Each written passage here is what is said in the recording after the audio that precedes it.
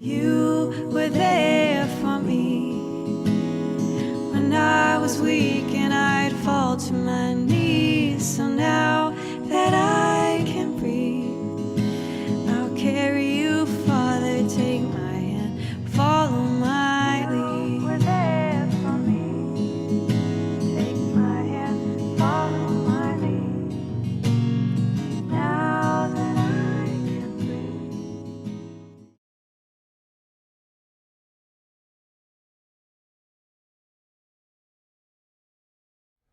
I'm probably guilty of the one who tries to shut down some of the convos when it's like the subject of the cancer comes up, say in a group of friends.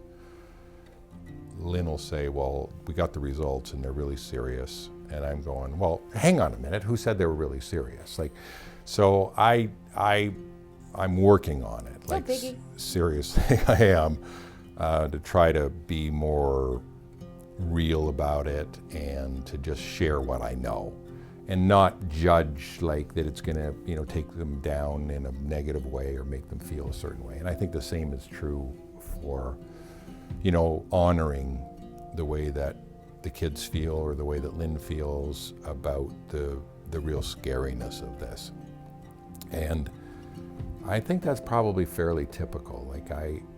We all have blind spots and things to work on, and that's definitely something that I want to do better. Well, I think that's a good thing to learn for everybody, right? Is that to not, you super downplay it, and then that person doesn't feel like they know what's going on with you, and they don't want to pry. So I think the thing is just share, have no secrets, and they can interpret it however they want to interpret it. I think the same thing happens with the kids, as if you don't tell them. I don't think that's fair to them either. Mm-hmm. They're gonna worry more.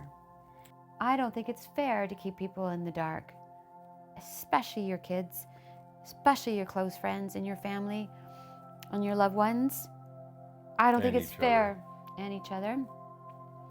Share, put it out there. So now if we're about to get hit by a tornado, we're going to tell the kids, right? We agreed on that? We did. When I was first diagnosed, it took quite a while, and this is one of the challenges always in diagnosis is figuring it out. I mean, that's the complicated part. And so finally the news came that I had cancer.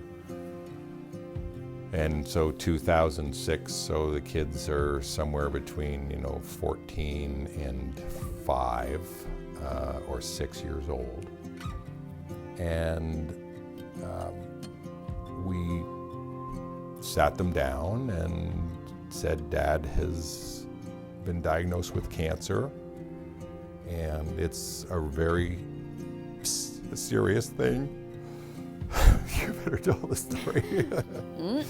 Mister, it's your cancer, you own it. And you don't know, right? You don't know, at that stage, all we know is it's an indolent cancer, it's a slow growing cancer, and happens 1 in a million. It's 1 in a million at my age of 46. It's 1 in 10 million. There's not a lot known about it. About getting a lottery card. We should go buy a lottery ticket. It's gonna have a better odds of winning this. And we just told them. And you tell them the news, but you can't really say a whole lot more, and we're still working through it, but we wanted you to know. And I think that's really the big part of it, is that we always told the kids what was going on.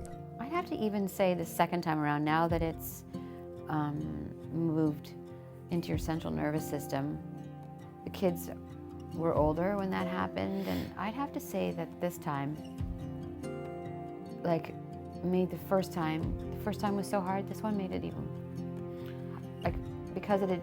It's more aggressive. Anytime your cancer metastasizes or jumps, it gets stronger, and so it certainly was a more serious thing, and so we've always just believed that open lines of communication with the kids is A1 priority. Because the day-to-day way you live your life is really the bigger symbol of just that dialogue. And that's what they see and that's what they observe. And so it was a new normal for sure. But I think the main thought is don't keep it from them. Tell them like it is, even though it, you know, you can just see the fear and like the questions in their minds leaping to what if dad isn't around, or, you know, that's the hard part. It's really big to have your dad having a terminal cancer. They don't know what goes on. They don't have any control. They can't change it. They can just Know about it. They just know about it. Participate in it.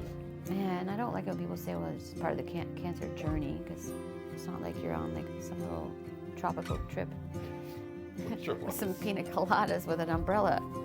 Or it's all part of the cancer journey. It's not a journey. It's like it's going in the trenches with mud and dirt and possibly some fist fights with cancer along the way. But these kids, they didn't ask for that, you know? And they're resilient. I mean, this is the wonder of the human psyche.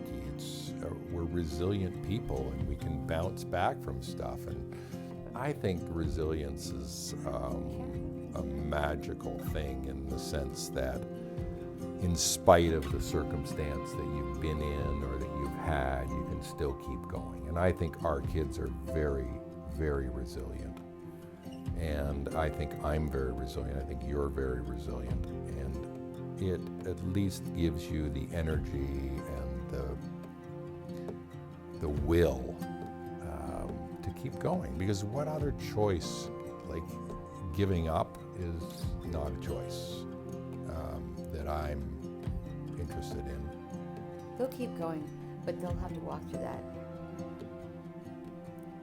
Yeah, they walk through it with knowing that that is a scary thing for them, and They'll have that grief. an increased risk of. It won't get easier, it'll just change.